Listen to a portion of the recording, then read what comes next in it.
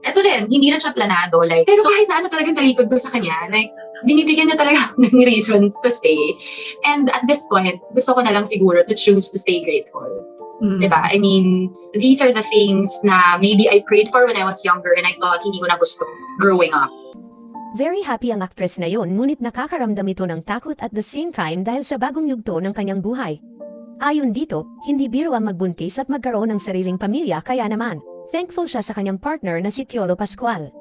Hands-on daw ito sa pag-aalaga sa kanya at binibilhan siya ng kanyang pregnancy cravings. After ng kanyang appearance noong isang araw sa Star Magic Ball, ay balik pahinga ang aktres at nais nitong maging healthy ang kanilang magiging baby. Samantala, masayang-masaya naman ang mga fans ng dalawa dahil matagal na din nilang hinintay ang pangyayaring ito at very excited sila kung sino ang magiging kamukha ng anak ng dalawa.